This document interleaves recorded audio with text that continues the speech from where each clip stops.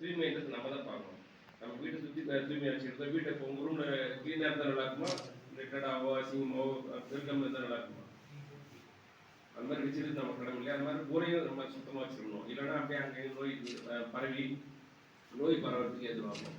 அதனால அதுக்காக தான் என்ன சொல்கிறாங்க, அரசாங்கத்தில் ஒரு மாதத்தினுடைய 3வது புதன்கிழமையை வந்து பள்ளிகளுக்கு போயிட்டு மாணவர்களுக்கு விழிப்புணர்வு ஏற்படுத்துங்க. இந்த மாதிரி தூய்மையாக இருப்பது அவசியம். இதோட போட்டுருப்பாங்க சஃபாய் அப்படின்னா பீமாரி பகாவும். ஹிந்தி தெரிஞ்சவங்களுக்கு தெரியும், அதோட டிரான்ஸ்லேஷன் போட்டுருக்கு. சஃபாய் அப்படின்னா சஃபாய்னா தூய்மை. தூய்மை உங்களது, தூய்மை வந்து உங்களது. நீங்கள் தூய்மையாக இருந்தீங்கன்னா பீமாரி பகாவும், நோயை நம்ம விரட்டிடலாம். பகாவனா விரட்டுது, நோயை நம்ம விரட்டிடலாம் அப்படின்னு சொல்லிட்டு அந்த மாதிரி பல திட்டங்கள் எடுத்து வந்து மக்களுக்கு ஒரு விழிப்புணர்வு ஏற்படுத்திட்டு இருக்காங்க. இந்த விழாவை வந்து காலையில் தான் சொன்ன உடனே சார் வந்து ஒரு மிக குறுகிய காலத்தில் இதை ஏற்பாடு பண்ணி செஞ்சு கொடுத்தாங்க. அதுக்கு நிர்வாகத்துக்கும் சார் அவர்களுக்கும்